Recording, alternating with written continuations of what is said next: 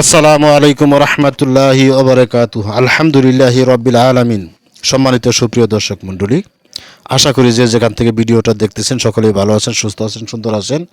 সকলে ভালো থাকেন, সুস্থ থাকেন, সুন্দর থাকেন, এই কামনায় আজকের একটি ভিডিও নিয়ে উপস্থিত হয়েছি। সেটা হলো যে কোনো নারীকে বশীভূত করার জন্য আপনার যে কোনো ধরনের মেয়ে হোক আপনার আয়ত্তে চলে আসবে, বশীভূত হয়ে যাবে, আপনার অধীনস্থ হয়ে যাবে। এই জন্য ভিডিওটা কন্টিনিউ দেখতে থাকেন। যারা চ্যানেলটা এখনও সাবস্ক্রাইব করেন নাই, মেহরবানি করে চ্যানেলটা সাবস্ক্রাইব করেন। শুরুতে একটা লাইক দিয়ে ভিডিওটা কন্টিনিউ দেখতে থাকেন।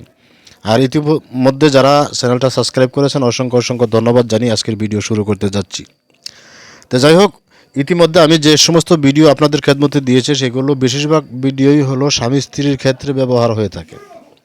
আর আজকের যে ভিডিওটা আমি দিব সেটা যে কোনো মেয়েকে আপনার বশীভূত করে আপনার আয়ত্তে এনে আপনি তার সাথে সম্পর্ক তৈরি করতে পারবেন। মাত্র 24 ঘন্টার ভিতরে আপনার আয়ত্তে চলে আসবে। বেশি দিন সময় লাগবে না, 2-4 মাস, 2-4 সপ্তাহ এরকম সময় লাগবে না।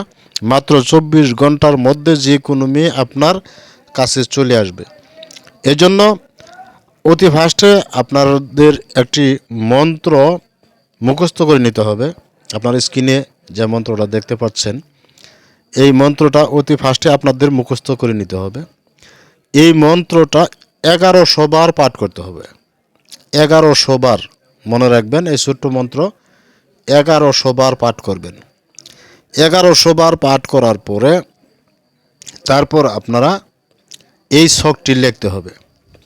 এই যে ছকটি দেওয়া হলো আপনাদের সম্মুখে, যে ছকটি উপস্থাপন করতে যাচ্ছি বা করে দিলাম, এই ছকটি সুন্দর করে লিখবেন কিসের ভিতরে?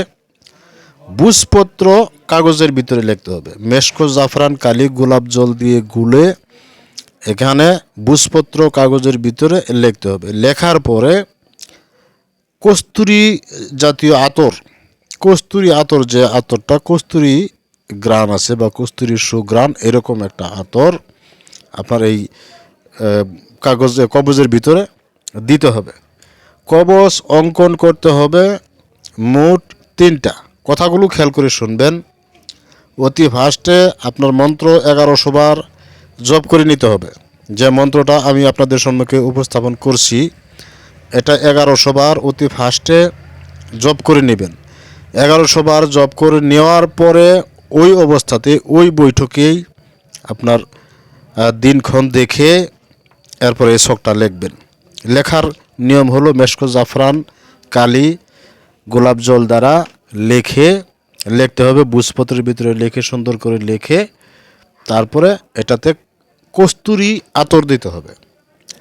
আর লিখতে হবে মেশকো জাফরান কালির মধ্যে বিষাক্ত সাপের সুলং, এটা সংগ্রহ করতেই হবে আপনার। বিষাক্ত সাপের সুলং পুড়ে ছাই করে এই ছাই মেশকো জাফরান কালির সাথে মিশাতে হবে। মনে রাখবেন, বিষাক্ত সাপের সুলং হতে হবে। যে কোনো ছোটো মোটো সাপের সুলং হলে হবে না। বিষাক্ত সাপের সুলং পুড়ে ছাই করে সেই ছাই মেশকো জাফরান কালি এবং গোলাপ জল দ্বারা মিশাইয়ে 3টা কবচ লিখতে হবে। 3টা কবচ অঙ্কন করবেন বা 3টা কবচ লিখবেন। প্রথম কবচ আপনার যেটা লিখলেন সেটার ভিতরে এই মন্ত্র পড়ে ফুঁক দিবেন এবং উদ্দেশ্য ব্যক্তির দিকে খেয়াল রাখবেন আর বলবেন যে এই মন্ত্র বা এই ছকের উসিলা করে অমুকের মেয়ে অমুক, আমি অমুকের ছেলে অমুক, আমার প্রতি ওই মেয়ে বশীভূত হয়ে 24 ঘন্টার ভিতরে পাগল দেওয়ানা হয়ে আমার কাছে ছুটে এসে হাজির হোক। দোহাই আল্লাহ, দোহাই খোদা, দোহাই উস্তাদের, দোহাই ধর্মের, এরকমভাবে দোহাই দিতে হবে।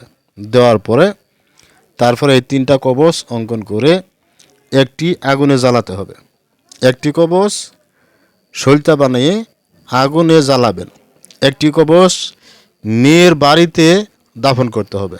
অর্থাৎ মেয়ে যে সমস্ত জায়গা দিয়ে চলাফেরা করে, যদি পারেন মেয়ের গেটে, মেন ফটকে বা দরজার সামনে গেড়ে দিবেন। আর যদি না পারেন তাহলে যে দিক দিয়ে চলাফেরা করে যে রাস্তাটা আছে মেন বাড়ি হতে বাড়ি হওয়ার যে রাস্তাটা আছে সেই রাস্তার মধ্যে এটা একটা গেড়ে দিবেন।